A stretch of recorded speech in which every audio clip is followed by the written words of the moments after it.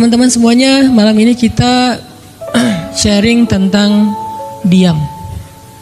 Benar gak sih? Benar ya? Tentang diam. Dan saya gak mau ngebahas dari sisi fikih, hukum diam. Terus nanti ada juga yang bertanya tentang hukum puasa diam, puasa gak ngomong, dan seterusnya. Karena memang dakwah saya agak sedikit menghindari perdebatan fikih. Kita akan coba renungkan beberapa kisah tentang diam yang ada di dalam Al-Quran. Setidaknya ada 4 apa 5 gitu kisah tentang amazingnya diam itu di dalam Al-Quran. Yang menurut saya nih, setelah saya coba tadabbur beberapa ayat tentang kisah diam ini dalam Al-Quran, ternyata sama, poinnya tuh sama di antara semua kisah, bahwa diam kalau kita lakukan itu tepat dan kita punya alasan yang jelas, maka diam itu akan menjadi jalan lahirnya keajaiban dalam hidup kita. Jadi jalan munculnya keajaiban dalam hidup kita. Banyak orang yang berbicara untuk membela diri, padahal kalau dia diam, Allah yang bela dia. Kita ngebela diri kadang-kadang gak ngaruh, karena pembelaan diri kita tuh dianggap subjektif. Tapi kalau Allah yang bela dia, Allah punya banyak cara dan Allah menggenggam hati manusia. Sehingga ketika misalnya kita ribut dengan seseorang, setelah kita menjelaskan duduk perkaranya, kita ngejelasin yang sebenarnya terjadi apa, udah cukup diam. Dan jangan melanjutkan perdebatan. Kenapa? Biar nanti sisanya Allah yang akan beresin. Nah, ini butuh apa untuk bisa kayak gini nih? Butuh iman. Karena kalau kita imannya lemah, kita kayak agak meragukan Allah bakal ngebelain kita. Padahal kita dalam posisi yang benar, mungkin kita akan terus-terusan bela diri.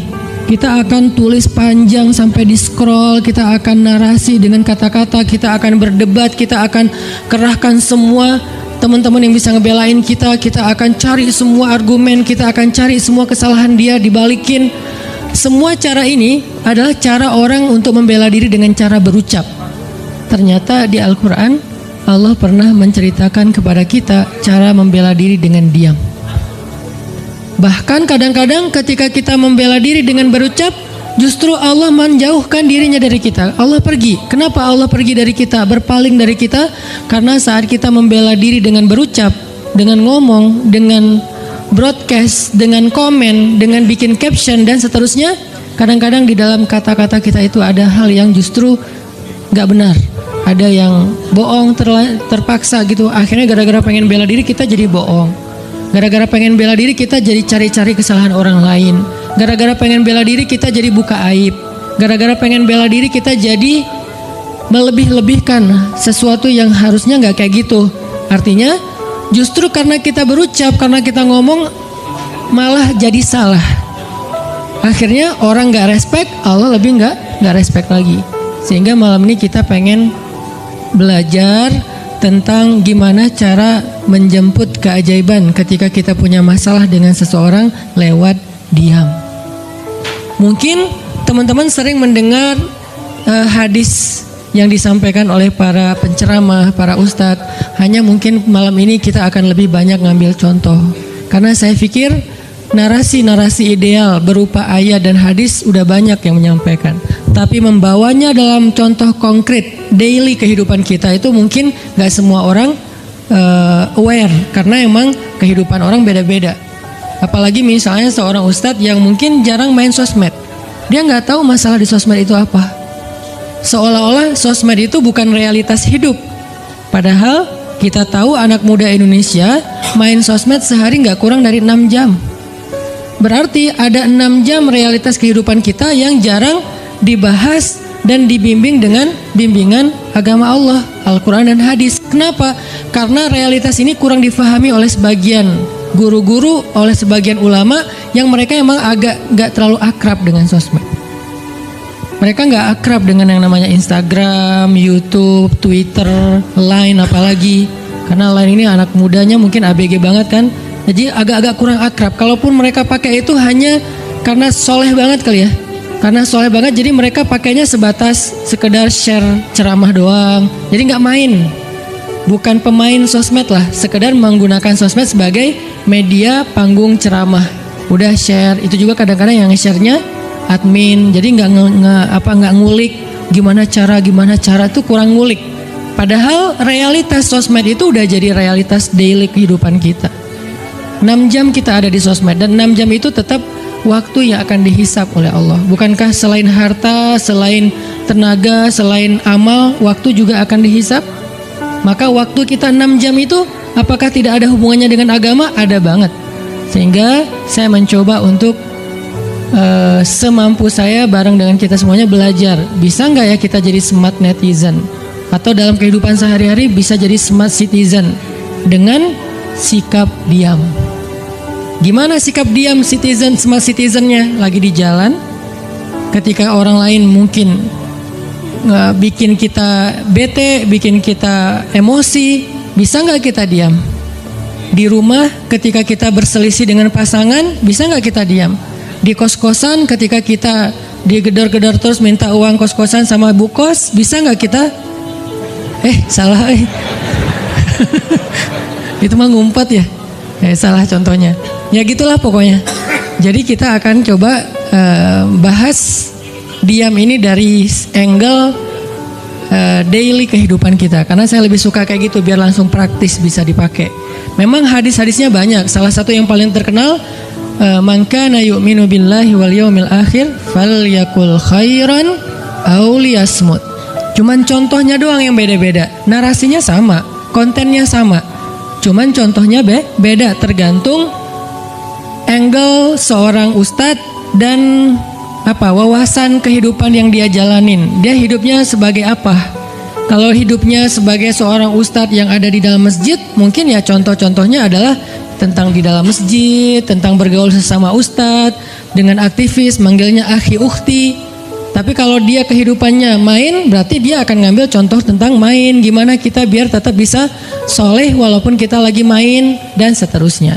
Tapi narasinya sama. Man kana yu'minu billahi wal yaumil akhir falyakul khairan aw liyasmut.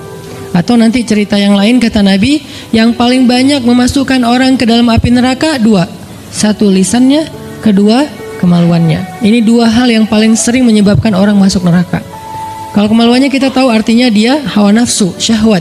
Kalau lisan ini ngomong, justru gara-gara kita ngomong banyak, kadang itu jadi kayak pemberat timbangan keburukan kita, dan itu tuh rugi gitu. Makanya kita perlu belajar. Bukan saya ngajak kita, kita diam aja seharian. Kayaknya agak kurang fair juga ya. Dan saya juga nggak diam seharian. Susah kalau untuk diam seharian, apalagi sama keluarga. Kan kita butuh ngobrol sama teman. Ya serealistis mungkin dan senatural mungkin. Cuman kalau lagi ada kasus, bisa nggak nih kita diam? Terutama kalau lagi ada kasus. Terutama kalau lagi ada masalah. Dan saya yakin kita tuh pasti sering punya masalah dengan seseorang. Gimana caranya kita diam? Gimana cara Nabi diam ketika diomelin oleh Aisyah radhiyallahu anha? Ngomel, diam. Aisyah ngomel kepada Nabi, nggak menceritakan aib orang lain, nggak mencela, cuman ngomel karena lagi cemburu. Nabi diam. Beres Nabi diam, baru Nabi nanya, udahan Aisyah? Udahan. Terus Aisyah mau apa? Udah. Jadi nggak didebat sama Nabi. Padahal Nabi kalau mau mendebat, hadisnya banyak banget. Tinggal sesungguhnya saya bersabda, kan beres ya. Udah selesai. Tapi kok Nabi nggak pakai hadis? Kok malah kita yang pakai hadis Nabi untuk mendebat? Sementara Nabi pemilik hadis nggak pakai hadis buat berdebat. Kalaupun beliau berdebat, perdebatan yang positif, perdebatan yang konstruktif, yang membangun, yang memberikan hasil yang insya Allah tetap menjaga akhlak. Itu yang disebut dengan wajadilhum billati hiya ahsan. Tapi kalau dengan keluarga, Nabi itu nggak suka debat. Istrinya ngambek, istrinya rame-rame nggak mau nggak mau ngomong sama Nabi. Ya udah Nabi di mihrab ngomong aja sama Allah, sama Jibril. Ternyata lebih dahsyat lagi. Ketika Nabi di mihrab ngomong sama Allah dan Jibril doang, akhirnya istri-istrinya lebih dari seminggu ngerasa kayak, nasib kita gimana ya, kok Nabi udah gak mau ngomong sama kita lagi, kok kita digantung gini gitu kan ya. Akhirnya turunlah ayat Al-Quran yang menegur istri-istri Nabi gara-gara perilaku mereka kepada Nabi. Ini menunjukkan bahwa ayat-ayat tentang diam itu menjadi solusi itu luar biasa loh. Dan saya pengen malam ini sebagai motivator, katanya sebagai motivator saya pengen memotivasi kita supaya kita percaya diam itu solusi. Diam itu keajaiban. Nggak usah komen itu ternyata, nggak nge-reply komen head itu ternyata bagus. Nggak usah terlibat dalam perdebatan di sosmed, itu tuh bagus banget. Saya hari ini tadi sore posting tentang update berita di Palestina. Ada seorang perempuan yang ditembak di perbatasan sama orang Israel. Kenapa saya turn off si komennya? Karena saya tahu ini akan mengundang emosi. Jadi takutnya malah kemana-mana kan. Jadi ngomong politik, jadi ngomong apa, mending di turn off aja deh. Tapi kalau yang lagi saya dibully, saya biasanya nggak nge-turn off. Yang di turn off tuh hal-hal yang sifatnya memunculkan polemik yang semakin melebar, jadi kurang produktif. Akhirnya kita offin dulu komennya. Tapi saya tetap pengen share itu biar orang update berita dari sana tuh lagi apa. Dan mudah-mudahan saya berharap itu di repost orang banyak, akhirnya jadi minimal membangun awareness masyarakat dunia bahwa Palestina itu layak untuk merdeka. Dari dulu udah layak untuk merdeka sejak mereka dijajah oleh Israel. Itu aja doang sih kampanyenya. Tapi saya nggak mau kampanyenya melebar kemana-mana sehingga di offin dulu aja komennya. Kenapa? Off komen itu kadang-kadang bagian dari diam baik. Ngapain juga kita ladenin komen yang macam-macam, walaupun mungkin komennya itu ada yang kita berpihak sama dia, sepaham dengan dia, ada yang beda, tapi tetap aja saya lihat kadang-kadang komen itu berlebihan, sampai muncul kalimat-kalimat mencela, sampai marah-marah, sampai caps lock tanda seru kan ya. Ini kan nggak nyaman lagi kan kalau udah kayak gini, mending diam. Nah di sini kita pengen belajar diam itu ternyata ajaib. Diam itu ternyata benar-benar kata orang emas. Diam itu ternyata solusi. Diam itu ternyata pembelaan diri yang paling efektif. Kalau selama ini kita masih percaya membela diri yang paling efektif ngomong, membela diri yang paling efektif itu bikin postingan. Membela diri yang paling efektif itu bikin caption yang bagus. Membela diri yang paling efektif itu komen. Membela diri yang paling efektif itu minta pembelaan dari manusia. Ternyata mungkin itu benar, tapi ada yang lebih efektif lagi. Membela diri dengan diam. Dan gimana cara membela diri dengan diam sampai mendatangkan keajaiban? Itu yang akan kita coba renungkan malam ini. Oke, yang pertama kita akan baca kisah diam di surat Maryam, surat favorit saya. Coba teman-teman buka surat Maryam, surat 19. Di dalam surat ini ada dua adegan diam. Pertama, adegan diamnya Nabi Zakaria. Yang kedua, adegan diamnya Maryam. Surat 19, surat Maryam, ayat 10. Sekaligus kita pengen belajar. Kalau kita lagi diam pas kita dicerca, ketika kita disakiti, ketika ada masalah dengan seseorang, kalau kita diam kita ngapain? Gitu kan gitu ya. Nggak diam doang kan, kita ngapain? Nah, di sini kita belajar surat 19, surat Maryam ayat 10 dan 11. Kita tilawah bareng-bareng ya. Saya baca, habis itu teman-teman ikutin. A'udzu billahi minasy syaithanir rajim. Bismillahirrahmanirrahim. Qala rabbi ij'al li ayah. Qala ayatuka alla tukalliman nasa thalatha layalin sawiyya. فخرج على قومه من المحراب فأوحى إليهم أن سبحوا بكرة وعشيا. Berkatalah Zakaria, Rabbi, berikanlah untukku sebuah pertanda bahwa aku akan punya anak laki-laki. Allah berfirman, tanda-tanda bagimu adalah engkau tidak akan bisa berbicara dengan manusia selama 3 malam berturut-turut. Maka keluarlah Zakaria kepada kaumnya dari mihrabnya dan memberi mereka isyarat supaya mereka bertasbih kepada Allah setiap pagi dan petang. Ini adalah adegan ketika Nabi Zakaria dapat berita gembira akan punya anak laki-laki.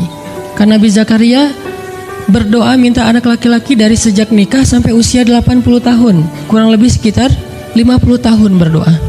Lama banget. Ya Allah beri anak, ya Allah beri anak. Sampai iparnya udah punya anak keren namanya Maryam. Iparnya adalah Imran. Udah punya anak keren banget, cewek, solehah, dari kecil udah beribadah di Masjid Aqsa. Zakaria masih minta anak. Ya Allah, ya Allah, ya Allah. Sampai puncaknya Zakaria ngelihat Maryam dapat makanan dari langit. Zakaria datang ke mihrab Maryam, terus di situ udah ada makanan yang bukan dibawa oleh Zakaria. Zakaria nanya, "Anna laki hadza ya Maryam?" Maryam dapat dari mana makanan ini? Kata Maryam, "Huwa min indillah," dari Allah, kata Maryam. Gimana caranya? Kata Maryam, Allah punya cara sendiri. Allah yarzuqu may yasha bighairi hisab. Terserah Allah gitu. Masya Allah, Masya Allah. Zakaria kagum sama Maryam, langsung pergi ke mihrabnya Zakaria, sholat, dan di dalam sholatnya Zakaria berdoa, hunalika da'a Zakaria rabbah. Di saat itulah Zakaria benar-benar nangis berdoa kepada Allah, ya Allah, Rabbi habli min ladunka dzurriyyatan thayyibah innaka sami'ud du'a. Ya Allah, beri saya anak seperti dia, seperti Maryam. Engkau maha mengijabah doa dan saya nggak pernah berputus asa meminta kepadamu. Udah 50 tahun lebih. Tiba-tiba Allah bilang, ya Zakaria, inna nubashiruka bi ghulam ismuhu Yahya lam naj'al lahu min qablu samia. Zakaria, sekarang kami akan perkenankan doamu, kamu akan punya anak, beri dia nama Yahya. Belum pernah ada anak seperti dia yang soleh di muka bumi. Zakaria kaget, walaupun doa, tapi beliau masih berpikir kayak, gimana caranya saya punya anak?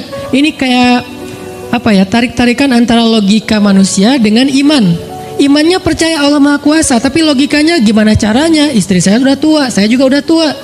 Lalu Nabi Zakaria bertanya untuk biar lebih tenang, supaya logikanya nggak ragu lagi. Kalau imannya udah mantap, tinggal logika. Zakaria tanya, beri saya ij'al li ayah, beri saya bukti tanda gimana cara saya punya anak.